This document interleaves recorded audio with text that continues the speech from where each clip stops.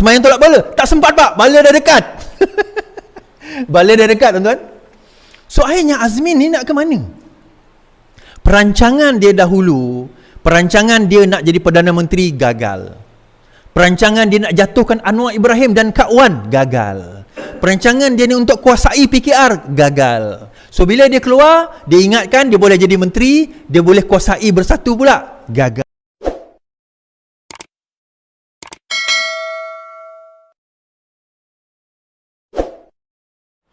Tuan-tuan, apakah dia ahli bersekutu di dalam Bersatu? Okey, Bersatu ini adalah parti Bumi Putra. Dia bukan pure Melayu, dia berbanding UMNO. UMNO adalah parti Melayu, United Malay National Organisation. Dia ada Malay kat situ, Melayu. So nampak jelas Melayu. Dia ada ahli bersekutu terdiri daripada bukan Melayu, Bumi Putra dianggap sebagai ahli bersekutu. Tetapi yang Melayu eksklusif hanya untuk Melayu, itu UMNO. Nah, Bersatu adalah parti Bumi Putra. Walaupun dia kata Bumi Putra, sebenarnya parti Melayu juga. Kan, parti Melayu juga kat situ, cuma dia tak boleh guna nama Melayu sebab UMNO dah pakai. So dia guna nama Bumi Putra. Tapi eksklusifnya sebenarnya untuk Melayu. Okey, sebab itu orang seperti Ali Biju. Ali Biju tu sendiri dia masuk dalam Bersatu bukan sebagai bersekutu. Now, bila dia Melayu tak ada masalah, Bumi Putra tak ada masalah. Now tiba-tiba yang bukan Bumi Putra, Edmund Santara. Edmund Santara ni daripada Johor yang lompat dari Segamat kan? Harun, Segamat kan? Segamat dia lompat daripada PKR. Dia lompat daripada PKR, dia pun mungkin kena 10 juta juga tu. Kan, dia lompat daripada PKR, dia masuk. So bila dia masuk Bersatu, dia tak boleh masuk PAS, tuan-tuan. Boleh lah dia masuk PAS, tapi dia jadi ahli bersekutu juga. So dulu saya pernah tanya, so kalau Edmund ni masuk mana? Takkan nak masuk gerakan? Kan? Takkan nak masuk PAS? So ujungnya tahun 2021 dia orang buat bersekutu, ahli bersekutu. Nah, ahli bersekutu ni adalah orang bukan Melayu, bukan Bumi Putra, boleh menyertai Bersatu. Cuma ahli bersekutu ni kalau tak silap saya dalam perlembagaan parti mereka tidak boleh mengundi. So dia ada sayap ahli bersekutu sendiri, dia punya komponen sendiri, tetapi untuk pengundian besar dia tidak boleh mengundi. Itu secara umum. Mungkin Bersatu tukar dia punya perlembagaan, saya tak sure, tapi secara umumnya begitu. Namun apa yang berlaku setelah 2021, what happened now, berlaku perpecahan besar di kalangan ahli-ahli bersekutu ni di dalam Bersatu. Berbelit lidah aku nak sebut bersekutu di dalam Bersatu. Kan? So berlaku perpecahan, pergaduhan di antara mereka sehingga akhirnya memecat berlaku. Ni tuan-tuan, 2021, 2022, 2023, tak sampai 2 tahun ditubuhkan dah gaduh sebegitu rupa. Kenapa? Pengkhianat akan dikhianati. Tu point dia. Kan? Dalam hidup ni tuan-tuan, janganlah khianat kat orang. Terima kasih. Janganlah khianat kat orang. So pengkhianat akan dikhianati. So pengkhianatan itu berlaku. Bila sekarang ini berlaku, di dalam Bersatu sendiri berlaku. In fact, di dalam Bersatu kepimpinan Hamzah dan juga Muhyiddin Yassin sekarang ini orang kata apa panggil cah-keting di antara pimpinan masing-masing. Kita belum cerita Azmin lagi. Setelah dia berjaya singkirkan Zuraidah, setelah berjaya Zuraidah disingkirkan daripada Bersatu, sekarang ini kumpulan daripada Azmin ini nak naik memanjat ke atas pula. Dan ada ura-ura di kalangan mereka tak puas hati dengan kepimpinan Muhyiddin Yassin yang nampak tidak tegas, yang nampak tidak kukuh, yang nampak tidak boleh bawa parti ke hadapan. Yang nampak sekarang ini asyik siapa yang ke depan, tuan-tuan? PAS. Bersatu macam ke belakang. Even di tempat mana Bersatu bertanding pun jentera PAS terpaksa digunakan dan digerakkan. Bersatu tak ada jentera. Dia ada office yang besar, banner yang besar, tapi office kosong. Tak ada jentera di tempat-tempat tersebut. In fact, ni cerita on the ground lah. Azmin sendiri pun dengar kabarnya nak bertanding kat Bukit Antarabangsa pun dah tak berani ni. Sebab apa? Dia dah tengok apa yang berlaku pada Zuraidah. Hilang deposit, tuan-tuan, bawah Bukit Antarabangsa tu. Hilang deposit di bawah Bukit Antarabangsa. So bila hilang deposit di bawah di bawah Ampang, Dun Ampang, Parlimen Ampang, Parlimen Bukit Antarabangsa, Bukit Antarabangsa ni di bawah Parlimen Ampang.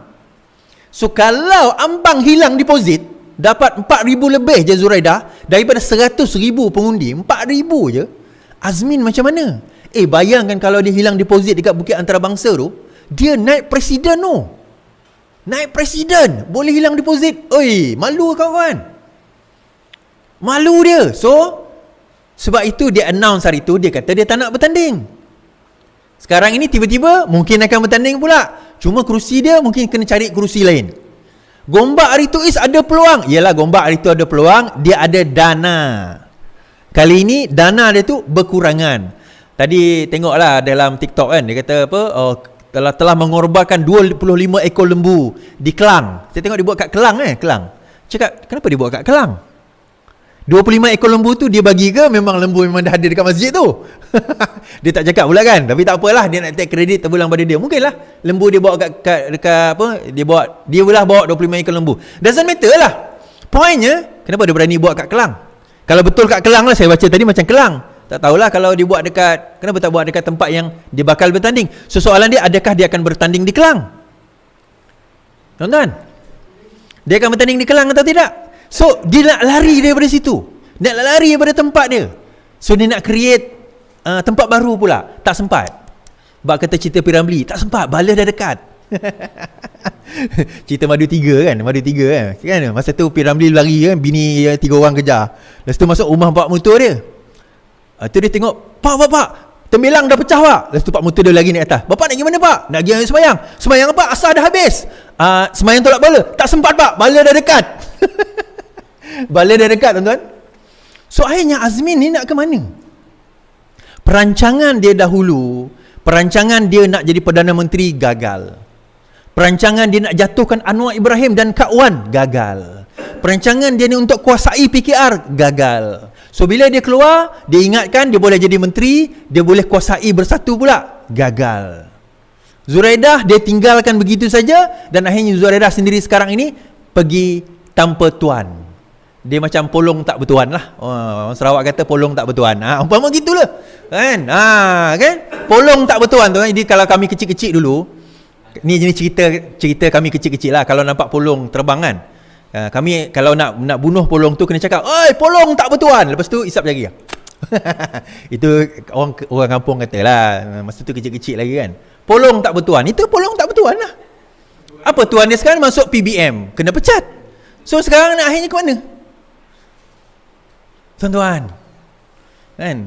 Saya masih ada di sini. Alhamdulillah. Geng-geng tu lah yang dulu nak pergi gantung saya, nak pergi pecat saya. Alhamdulillah saya masih ada di sini. Alhamdulillah saya masih ada di sini. Satu lagi tuan-tuan, kita nak bagi tahu. Sekarang ini Pakatan Harapan, Barisan Nasional, kami sudah bergabung. Okay? Kami sudah bergabung untuk menentang Perikatan Nasional. Settle.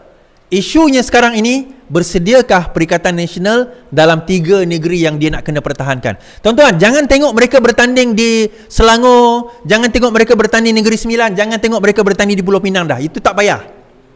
Kita duk disebokkan, kita kena selamatkan Selangor, kita kena selamatkan Pulau Pinang, kita kena selamatkan Negeri Sembilan. Tak. PN sekarang ini dah kena fikir, mereka kena selamatkan Terengganu. PN kena fikir, mereka kena selamatkan Kelantan. PN kena fikir, mereka kena selamatkan Sanusi dekat Kedah, tuan-tuan. Ni saya nak cerita. Dokumen-dokumen, malam ni saya buka cerita. Dokumen-dokumen AKSB. Dokumen-dokumen melibatkan pemimpin-pemimpin PAS di Kelantan dan Terengganu sudah ada di tangan saya, tuan-tuan dan puan-puan. Tunggu masa saja nak meletup. LAIS kau gebang. Tak apa. Percaya tak percaya, saya tak demand tuan-tuan percaya. Tapi dokumen itu ada. Tuan-tuan, saya cerita itu pimpinan PAS Terengganu akan terdedah skandal besar. Dengar cerita saya itu. Tanah bernilai 30 juta jual dekat bini 500,000. Pom, terdedah tuan-tuan. AKSB ada lagi cerita. Saya bagi hint sikit je tuan-tuan. Berkenaan dengan apa? Direct tender projek kepada satu company, bukan Melayu. Dan projek itu gagal, tuan-tuan. Tak apa, kita tak keluar sekarang. Kita tak keluar sekarang. Kita simpan dahulu. Kita simpan dahulu. Kalau tak, pimpinan PAS tolong buat komen. Setuju tak setuju? Kalau mereka diam, tuan-tuan, desak mereka, tanya mereka soalan ini, melibatkan pemimpin PAS di Kelantan. Kalau mereka gagal nak jawab, they are hiding something. Kalau perasan tuan-tuan, saya duk keluarkan tuduhan ini, tapi orang PAS langsung tak jawab. Sebab mereka tahu benda ni betul. Mereka tahu benda yang saya sampaikan ni benar. Saya saja nak mereka react dahulu. Kalau mereka react, tak benar dakwaan ini, bob, kita keluarkan cerita, tuan-tuan. Kita keluarkan dokumen-dokumen yang menyentuh perkara tersebut. Membawa saya kepada poin saya berkenaan dengan kesihatan Tuan Guru Haji Hadi. Kenapa saya cerita pasal PAS tadi? Ni kita cerita Tuan Guru Haji Hadi dulu. Alright. Kesihatan Abdul Hadi merosot. Anak mohon doa, solat hajat. Presiden PAS Abdul Hadi Awang kini menerima rawatan di hospital selepas kesihatannya merosot sejak sebelum Aidiladha lalu. Perkara itu dimaklumkan anaknya Muhammad Khalil Abdul Hadi menerusi Facebook. Mohon doa dan solat hajat khusus untuk kesembuhan ayahanda Tuan Guru. Kesihatan ayahanda sedikit merosot sebelum Aidiladha dan kini sedang menerima rawatan dan pemantauan lanjut oleh pihak doktor di hospital. Bagaimanapun Khalil dan juga Adun Batu Buruk tidak memaklumkan lokasi hospital. Menurutnya, Abdul Hadi berada dalam keadaan uzur ketika pelancaran pilihan raya pemuda PAS. Bagaimanapun katanya ahli Parlimen Marang itu tetap menggagahkan diri untuk hadir program berkenaan. Semoga Allah mengurniakan kesihatan dan kesejahteraan kepada ayahanda Tok Guru, berkat doa dipanjatkan oleh semua. Sementara itu, bernama melaporkan Muhammad Khalil ketika dihubungi mengesahkan Abdul Halim menjalani rawatan di hospital di Kuala Terengganu dan berada dalam keadaan stabil. Stabil, perlu rehat secukupnya. Kali terakhir Abdul Hadi dilaporkan masuk ke hospital ialah Februari lalu. Ketika dimasukkan ke hospital Putrajaya selepas dilaporkan sesak nafas sebelum dipindahkan ke IJN untuk rawatan lanjut. Okey, pertama sekali tuan-tuan, ni adalah yang nakal-nakal.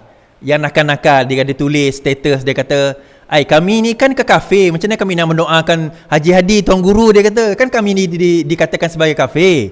Jangan cakap macam tu lah, kan. Kita tak payahlah cakap macam tu, memanglah saya tahu tuan-tuan dan puan-puan rasa macam kecewa, kan. Kita ni ada yang dikafekan dan sebagainya. Tak apalah, Itu wala on punya kerja. Kita, ya Allah Tuhanku, berilah kesembuhan kepada Haji Hadi, Tuan Guru Haji Hadi, kan.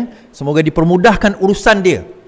Semoga diberikan kelapangan, dipermudahkan urusan beliau. Kita sama-sama umat Islam, hal politik lah, kan. Hal politik. Tapi hal orang kata apa, sebagai umat, kita punya apa dipanggil hak kita ataupun apa dipanggil, bukan hak tapi orang kata apa, sebagai umat Islam kepada umat Islam yang lain, kita doakanlah kesejahteraan beliau, kita doakanlah kesembuhan beliau, kita doakan semoga dipermudahkan.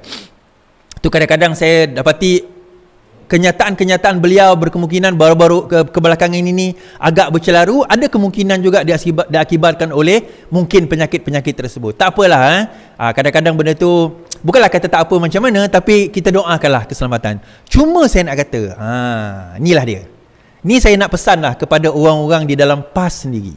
Yang ni berita ni saya dapat tuan-tuan daripada orang PAS. Duk cerita kat kita.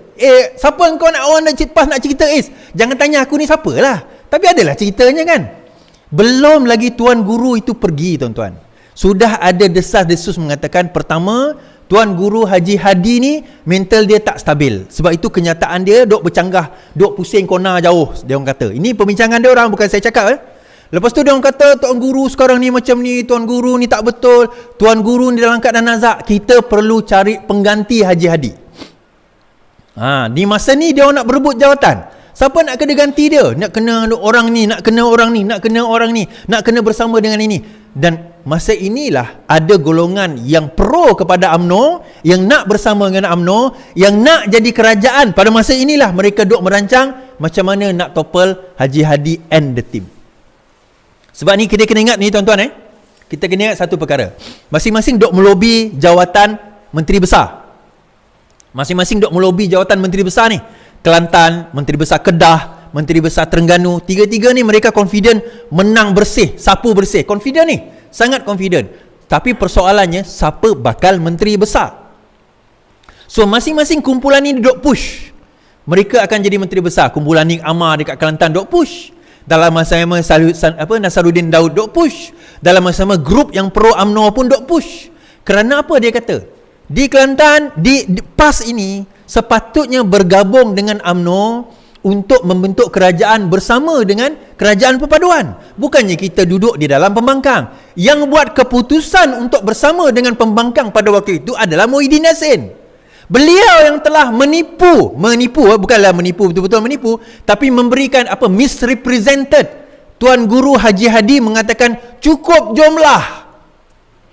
Cukup jumlah dia kata. That's why Haji Hadi kata cukup jumlah. Bukan salah Haji Hadi. Salahnya pada orang yang bagi info pada dia. Siapa? Muhyiddin Yassin lah. So sekarang ini mereka sekarang ni dia kata kita dah dapat maklumat yang salah. We have to replace, kita kena ganti kepimpinan ini, kita kena bawa kerajaan Kelantan, Terengganu, Kedah bersama dengan kerajaan Madani. Ada satu kumpulan. Ada satu kumpulan lain kata, tak, kita kena lawan. Tapi kumpulan tu sedikit. Isu dia, duit mana ada bang? Kita nak tanggung 3 negeri. Kita nak bertanding 3 negeri, belum campur 3 negeri. 247 dun mereka kena bertanding. Majority PAS bahkan bertanding. Majority PAS bertanding. Duit nak dapat kat mana? Oh, kami tak risau pasal duit, kami akan berjuang. Yelah, dia akan kembali cerita PAS tahun 2013 ke bawah dahulu, di mana PAS dalam keadaan dia tak ada dana yang cukup. Jangan cerita Selangor baru lah, jangan cerita nak tawan Negeri Sembilan, jangan cerita nak tawan PKR. Tuan-tuan, Kelantan, Terengganu dan juga Kedah tu sendiri belum tentu selamat. So pertikaian ini saya kata sudahlah, cukup-cukuplah kan. Ni saya sebut ni cukup-cukuplah. Haji Hadi ada kat situ lagi, jangan gaduh. Kan? Jangan gaduh. Ni ikhlas daripada Iswardi Murni. Saya cakap dah lah, cukup, jangan gaduh. Kan? Kalau nak tukar pun, ini pesanan saya lah, tukar dengan cara baiklah. Haji Hadi, Tuan Guru ni tengah sakit. Tak payah gaduh lah bab-bab ni. Tolonglah. Okey? Bukan saya nak minta tolong, bukan apa. Kita ada satu sifat manusia kita. Orang tu tengah sakit. Dalam masa sama kita dia ni kumpulan ni duk berebut.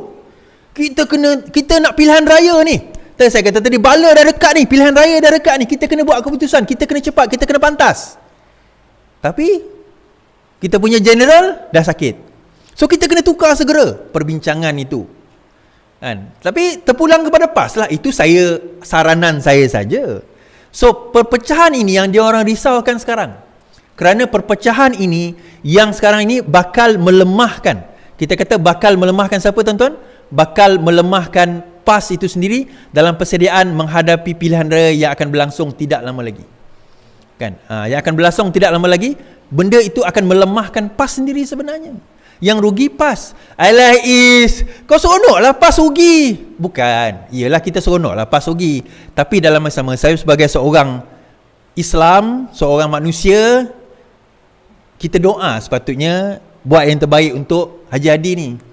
Jangan risaukan dia lagi. Kan? Tapi orang kata, kalau macam tu kau memang nak PAS kalah. Iyalah memang aku nak PAS kalah. Tapi dalam masa sama, kau jangan gaduh lah. Relax dulu. Kan? Relax dulu. Tak ada mana ada gaduh, mana kau tahu? Tak, pemimpin kami kata tak gaduh pun. Takkan pemimpin kau nak ceritakan kau siapa? Kau siapa ni nak cerita? Habis kau siapa dia nak cerita? Itu bezanya aku dengan kau. Beza aku dengan kau, yang itu. Kau siapa yang suruh dia? Dia lah aku siapa. Kita adalah maklumat-maklumat dari sumber-sumber yang boleh dipercayai. Cuma saya kata itulah, kita gagasan PAS tu sendiri bersatu di dalam PAS itu sendiri satu hal, tapi di antara PAS dan bersatu itu satu hal lagi. Dalam PAS itu sendiri satu hal, di antara PAS dan bersatu itu satu hal. Jadi sekarang ini tuan-tuan, bagi saya kalau menang pun orang kata Kelantan, kalau menang pun Terengganu, kalau menang pun Kedah, PAS akan menghadapi krisis politik. Saya cerita tempoh hari, ada juga orang share lah, dia kata apa? Saya kata bukan kerajaan Pakatan Harapan yang akan tumbang pada Ogos ini. Saya ulang balik. Saya kata yang akan tumbang pada Ogos ini Kerajaan Perikatan Nasional. Bukan saya boleh meramal masa hadapan, tetapi kita boleh kira berdasarkan probability dan kebarangkalian ini. Saya kata tumbang bukan erti kata mereka akan tutup terus shop, bukan. Tetapi pergaduhan itu akan bermula. Sama ada Ogos ini mereka tumbang atau Ogos ini akan berlaku orang kata riffles tu, yang akan membawa kepada pembubaran ataupun perpecahan mereka. This is what going to happen. Reverse itu akan berlaku. Apa orang kata? Persengketaan itu akan membawa kepada satu pergolakan yang besar yang akan bermula pada Ogos ini. Sekarang ini dah mula. Kenapa Ogos is? Selepas PRN. Dia macam ni. Saya tak terang habis sebenarnya. Bila saya tengok balik video saya, Allah, aku tak cerita habis. Dia macam ni. Indikator kepada perpecahan itu adalah kemenangan PAS dan kemenangan Perikatan Nasional.